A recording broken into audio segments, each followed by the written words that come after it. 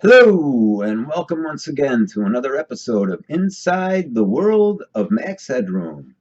Um, you know, today I just want to get it out there. I want to talk about the process of catfishing in relationship to social media. So let me just get that out there first. The reason being is that, you know, I'm a boomer, okay? And I'm saying that not proud and true or anything like that, but I'm just saying I'm a boomer. And because of that, there's pros and cons to it, just like there's pros and cons to being millennials or not, or Generation X or not, or whatever. But one of the downsides about being a boomer is that although we were probably the first people to have computers in our houses, and and our kids are like masters at computer technology, we never were able to keep up with all the fun stuff involved in social media because we were too busy making a living trying to make it okay for our kids to have fun with it, I guess. But anyway, since I started the station, I sort of had I had a new experience of social media. Because I want to make another comment. See, I think the thing is that a lot of the boomers got stuck in Facebook. That as social media evolved, I mean, we were all into those other ones. I can't even remember the names of those. One that was really well known. But so we were into it, but we got stuck at Facebook. It seems like, and probably YouTube too, but Facebook more. And I did dive into Facebook like feet first or head first, like I do everything else, for better or for worse, and found it to be quite a distasteful experience. And I really don't go on there very much. I still have an account. I use Messenger. I think that's helpful. But anyway, so I think we got stuck at Facebook. And then when I started the station, I started to get really tuned into, what social media really, I think, is. And I do think YouTube's a very good platform for social media. It combines a lot of different things together: comments, interaction. I mean, it's too bad they took away their messages thing, because I think that would have been cool to keep going. But I think that social media has become a big interest to me because you know, I was always like knew about computers, but I'm not really into computers and into the internet as much as younger generations would be. Um, so in one way, you could say that I'm sort of ignorant and stupid and oh boomer or okay boomer, screw you. But you could also say that I may have a little bit of more of an outside observation of it because I'm not quite as normalized or not quite as immersed into it as some of my younger brothers and sisters. So it's kind of interesting. And, with that in mind, I got turned on by a younger millennial friend of mine who's 30 years old who hipped me to the show Catfishing or Catfish. And before I go on, let me say that I'm not going to make a commentary about the show. Well, maybe I will just real fast because I really like it. Okay, and in many ways, I see that. Uh, what's those guys' names again? Nev and Max. I kind of see them as the cyber interventionists.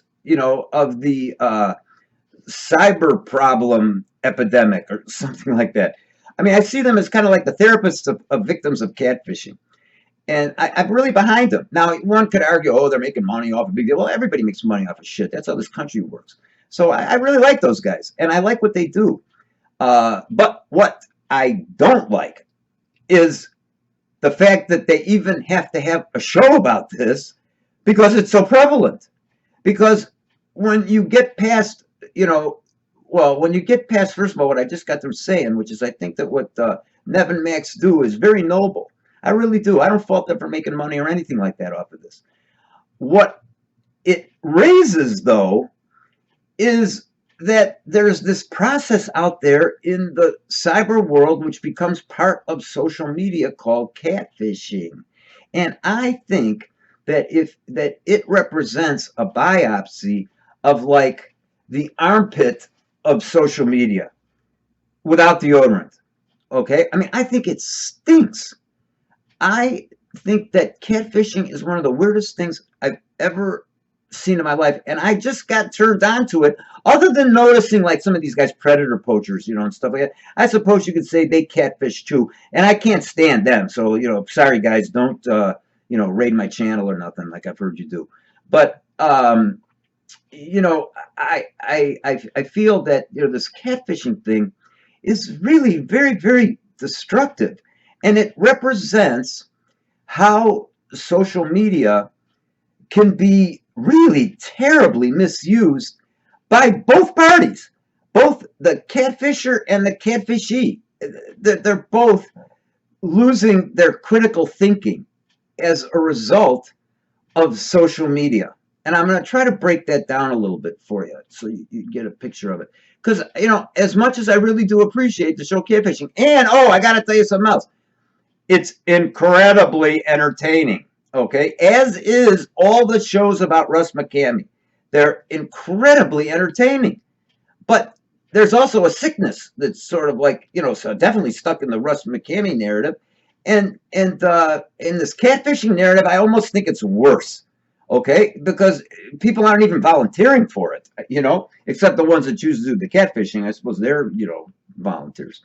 But anyway, so if you strip away the entertainment value of, say, the show Catfish, and you just look at why there is a catfish show, which means there's a shitload of catfishing going on, then that creates a negative consequence, as I've mentioned in my other tapes, of social media. You dig? That creates the fact that catfishing goes on. And it also, it seems to be, that's one thing I have a little bit against the show Catfishing, is it almost normalizes that this happens to everybody. But it doesn't. It happens to people who lose their critical thinking. Just like people who get inducted into cults, it's the first thing you learn. They lose their ability to think critically for certain reasons, which I'm going to try to break down a little bit. But, and it also opens the door for predators. Oops, I'm not supposed to say that word on YouTube anymore, but I'm not monetized, so it doesn't matter. Predator. It opens the door for fucking sicko predators who really destroy lives in a variety of ways.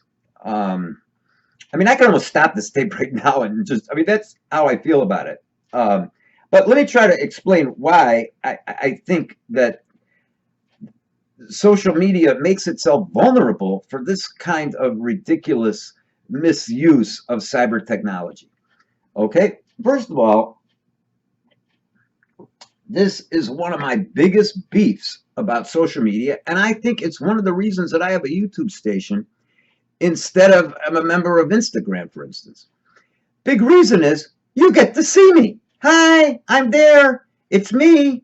When I fuck up and forget something, I never edit it out because I want you to know it's me. I don't want my videos to look like this, you know, so everything's clipped together because it looks perfect. No, I want to share myself with you. Even if you don't agree with me, I just want you to be nice and disagreeing. That's all. I don't want my feelings hurt. But I don't think any idiot, unless maybe I'm omniscient, I suppose that idiot would. That's another misuse of social media. And that's kind of catfishing too. But you know, the thing that I have the hardest time with about social media is what many people would see probably as a positive if they're really honest with themselves, but I don't. And that is that you live in a world of anonymity. You can choose what profile picture to put up. You can create your own identity. Just on Facebook, you can do it. You know, if you want to look cool to your old high school cronies, you can talk all kinds of shit about yourself, and there's no way to ever prove it. But go on videotape, and they're going to say, oh, yeah, that's the same idiot Macklin we used to know in high school. Yeah, he's still, no wonder I bet you would end up tattooed. I mean, you know, but at least I'm showing myself. I'm taking a risk. You could say I'm writing a script, but really I'm just referring to some notes. I'd never do that anyway. Not that I'm trying to say I'm so great. I'm just saying that to me is what social media is. And you can, I hope you will respond to me and I can respond back to you, and then it gets even more social media. But social media thrives on anonymity.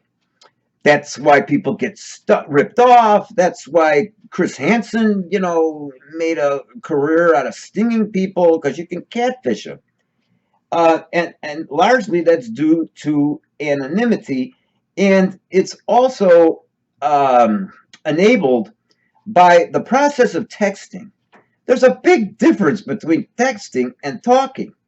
I mean, you can try to normalize it all you want, but first of all, in my opinion, I got such a big mouth. It's much easier for me to talk to somebody than go. I'm a terrible speller. Oh my God, my spell check never works. I mean, it's ridiculous. I can't see how you can establish some sort of relationship when everything is via text, and the text helps protect your anonymity because you have more time to think of how to present yourself as opposed to responding spontaneously like I'm trying to do at this moment, honestly. So that's one like part of social media that fuels catfishing. Okay, another thing that fuels catfishing, I think, is the ease of stealing a profile.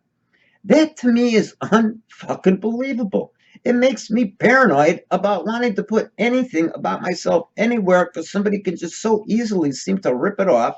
You know, you watch these catfish shows and you got these people who are really, I'm sorry to say, but many of them are like completely uneducated. And they go, oh yeah, I just figured it out. You just go here and you push this. Well, that's part of the people being enculturated into cyber technology. It's just part of their lifestyle because they're younger. So no shit talk about younger. It's just they're younger, they're more enculturated into it. But the ease of stealing a profile to me is really the fault of people like Facebook and Instagram and all these other idiots. I mean, you know, they have these a lot of these people have these social media platforms, and they make it so it's so easy to steal. I one time had my Messenger identity stolen, and I had a friend who knows how to hack, and he just traced the number back by figuring out how I did it. We tortured the guy, you know, kind of like for a while until he stopped bothering me and stealing my profile. But it's so easy to do. And that's the fault of, I think, the technology of social media. It's like the technology doesn't seem to keep up with the evolution of social media. Otherwise, you wouldn't have catfishing because profiles wouldn't be so easy to be stolen. Another negative consequence that comes out of catfishing, I think you all know, but I feel it's important to say, is financial ruin. I mean, there are people catfishing and, you know, milking people for big time dough, okay? Another thing that I understand happens as a result of catfishing is cyberbullying, which I also understand there's a strong association, although I can't quote research, with suicide amongst young people and cyberbullying. And I understand that happens when someone steals your profile and then, like, you know, starts going on as if it was you, but they start insulting your friends and shit. You know, it's crazy. But oh, and also the final one I wanted to mention, which is probably the most important, and I've mentioned it in so many of my tapes that if you really strip away everything I've talked about, you can look at the bare bones of it. A lot of times I talk about this notion of overcompensation for feelings of inferiority. And, you know, that's an Adlerian psychological concept. You could read about it all you want, but I'm sure you've heard of the inferiority complex. That's where it all comes from, you know, this guy named Alfred Adler.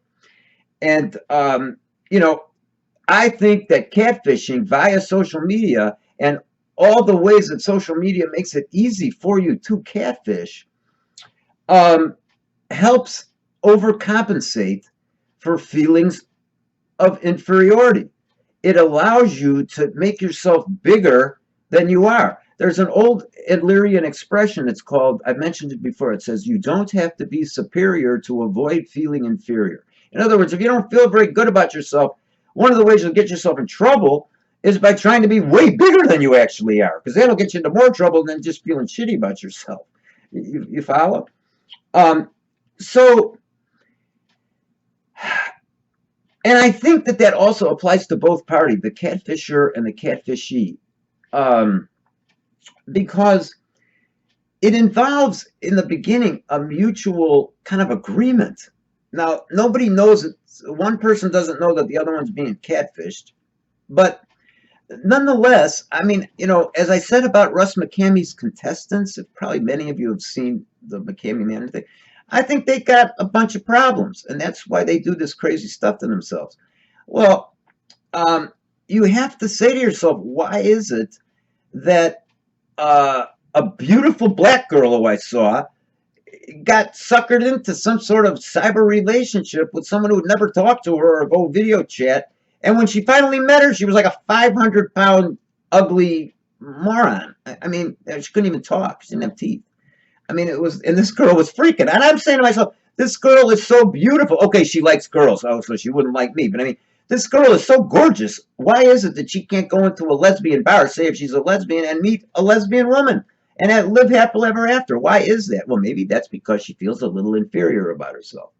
And maybe that's because the anonymity involved in cyber chatting, which sets up catfishing, is one of the ways that she gets hooked into it and wants to believe all this bullshit for so long because maybe she feels inadequate in going out into society and starting a normal relationship in a normal way. Now, younger people might say to me, well, this is a normal way to start a relationship. You're an old fart. Well, yes, I am an old fart. I admit that, mea culpa, okay? But at the same time, you know, look what happens when you go to meet somebody online. If it's to the degree they can make a whole show out of it that's like real big time. This isn't just a small YouTube channel. This is on MTV.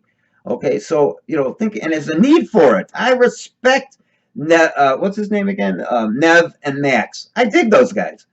But it's like a social problem.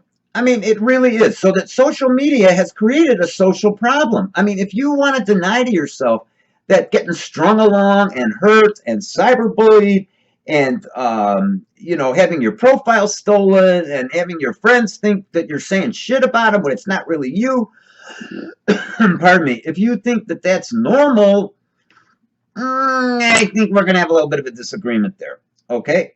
But obviously I'm being a little sarcastic as well. So there's a payoff, excuse me, to both parties. And like I said, one is usually, well, one is being able to be somebody you're not. I've seen that happen a lot in catfish. I've seen some that are almost a little bit tender, where the guy says, well, the person says, well, you know, I don't feel like I like to be somebody else when I come home from school. You know, I mean, it is a little crazy that social media allows that to happen. Otherwise, what would you do? Transmute yourself into somebody else through some magic or something? I can't figure that one out. But you know, it has a payoff for both the catfisher, whether it's to get someone they don't feel they're worthy of, or whether it's to feel so unworthy about yourself you can't make a living and you try to rip off other people, or get some sort of sadistic thrill out of hurting someone else. That's what seems to be the motivations behind most of the catfishers, excuse me. And the catfishees don't have to go to whatever kind of place they need to go to and meet somebody, you know? And I understand that, man. I'm 66 years old and I'm by myself. But I'm not so sure I want to go meeting somebody like, you know, like that's going to start not wanting to talk to me on the phone for too long. You know, if I find myself liking somebody that I'm chatting with, even though I hate texting, it's the worst thing to me in the world. You know, I don't know how long it can last before I'd want to talk to somebody. And that's my only motivation, just to be more real, okay? So, like I said, one of my biggest beefs with social media in general, just to summarize, is the idea that texting somehow has replaced face-to-face interaction. I don't, maybe I'm, again, maybe I'm an old fart, mea culpa, I'm a boomer, okay boomer, but I like to look at people when I talk to them. I don't even care if I think they're ugly, as long as I like them. At least I know they're ugly, so I'm not going to let myself get carried away, you know, but at least I might like them because they're nice people, and, you know, I'm not an idiot. I like people that are nice looking, even I might not be romantically interested in them or something, but, you know, I just don't understand that. Let's see. So, when we have this whole like society almost of just constant texting, it leaves it open to this thing called catfishing, which just to me is like really the slime. It's the underbelly of social media. Now, you know, maybe this is a little like David Icke-ish, and I don't mean to be that way. No, it's not really a conspiracy theory. It's just kind of my way of thinking about things. But, you know, maybe one of the reasons that the text form of communication, which leaves itself vulnerable to catfishing, okay, and disappointed other, catfishees. Maybe that says something about society. I mean, maybe it says that social media serves a society which is fragmented, isolated, and perhaps artificial. And therefore, there's this old thing that I really hate. One of these things: we all create our own reality. That's the biggest bullshit I've ever heard in my life. But with social media, you truly can create your own reality. I mean, there's an answer to it. That I'm believing that certain forms of social media, especially things involving chats and developing relationships, um, as exemplified by the phenomenon of catfishing, that's where it would be like at its worst. You follow? Maybe it speaks to a fragmented, isolated, and artificial society. And maybe then that's why we like social media as much as we do. Um, I'll just share this briefly. When I dove into Facebook, I had a relationship with a woman who was involved with somebody else, and really it was not there was nothing romantic there. But she became a very good friend of mine. But she would never talk to me, never. And I knew who she was. I went to her profile page. I saw pictures of her. She was not someone I was attracted to whatsoever. But I really liked her, and she really liked me, and it just went on for a couple of years. All of us, but she would never talk to me. It got so old that I couldn't talk to this girl, except on like rare occasions when she defined when it was possible to talk. It was like began to be, I don't know, it began to be a relationship that, at least as an old fart boomer, I had trouble relating to. But you see, if there wasn't a need to have those sort of relations, and I got out, it self-destructed. But that relationship, but as a result, um, I think that there's so many people that are just so much more comfortable. I'd rather have you think I'm an idiot talking. Well, no, I don't want anybody to be mean to me, but I mean, I would rather put myself out there for you here, like I'm doing now. I have absolutely no aspirations to becoming famous or anything. I'm not monetized. I don't ask for people to subscribe. I don't ask for likes. I just want to do this and see who likes it, and hope people get off on it in some way. But that's a hell of a lot different than texting my life away, because I've noticed myself when I get into texting, finding ways to represent myself differently than I actually am, hoping it's to the positive, because you have time to think when you're right. If you're a decent writer, which I guess I am, you can think and think how to phrase things to make yourself seem a different way. But when I'm sitting here talking, when I forget something and I make an obvious error that I'm not going to edit out because I don't believe in that, it's the real me. And I like that. And I wish there was more of that. And unfortunately, um, I think that one of the reasons that perhaps this texting thing is so important to everybody, and the anonymity of being able to represent yourself the way you want to be, and creating certain sorts of images of yourself. And at the worst, when it's catfishing, when you're totally stealing somebody's identity and using it to hurt somebody else in the long run. I don't care how bashful your motivations may be or whatever, and you don't feel good about yourself, so you're gonna, just become somebody else. And it's the same thing on the other side too. Again, you have to ask yourself, why is it that the person who is the catfish falls so heavy? Now, I hope we're not talking about sex offenders here, like magic groomers, which I don't believe exists either. But nonetheless, I mean, are these people that manipulative? Because, see, with a child sex abuse thing, you have an adult that's grooming a child. There's a power differential, okay? Well, see, when a catfish is grooming a catfishee, you don't have a power differential, but what you have is a invisibility, you see? So it's kind of similar in a way. Um, but everybody's grooming everybody because maybe society has kind of turned us all into people who don't feel so great about ourselves or something. And maybe we feel we need this artificial means to use a great technology, the internet, social media. It has lots of great purposes. But when you start to rely too much on this anonymity and this distance, what I think the purpose it's serving, and if nobody watched the end of this tape, you're going to miss the best part, is that I think that we're a society that's grown to be not intimate. We're not an intimate society. We're a society that's more comfortable talking from a distance. We're more isolated.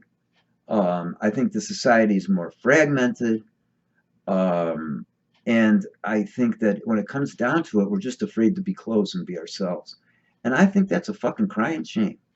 And unfortunately, because of that fear that I think so many of us have, because so many of us are involved in all this texting shit on different medias and never showing ourselves. And see, that's what the catfish is also manipulate. Because if you notice, if you've watched enough catfish things, which I have definitely watched many, um, the first hint is when the person starts to avoid wanting to have a video chat with you. But you see, it's sort of normalized now. People don't talk in person. People don't pick up the phone and talk. That to me really leaves me with a very empty spot inside myself. Oftentimes, I'll be honest with you. Get on and click shit.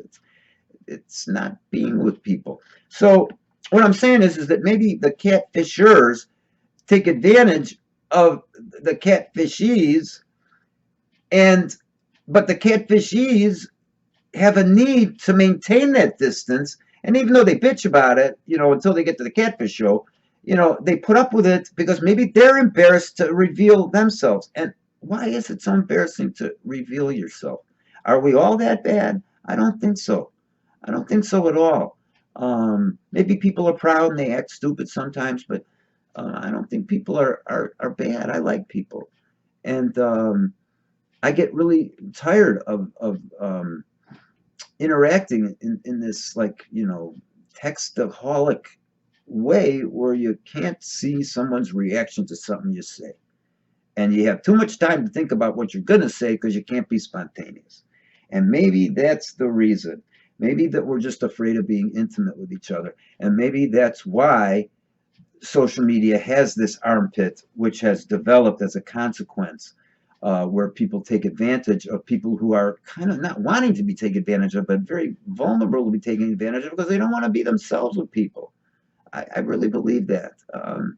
And I don't know. I think it's something to think about, because, really, when you're not intimate by being yourself, you're playing life very safe. And I don't think I've ever played life safe, but maybe that's just me. But I think there's some health in taking risks. And intimacy is definitely one of them. And as a result, until people are willing to take those kind of risks, I think we're going to have catfishing. Well, at least we'll have some good entertainment. It is fun to watch. But I must admit it again, it's much like the soap opera phenomenon that I mentioned in one of my other tapes about what certain forms of social media do. So that's about it. Oh boy, I've been talking for a long time. Hope this made sense. And thank you all for listening to me, and to my special consultant out there who's helping me, Katie. And that's about it.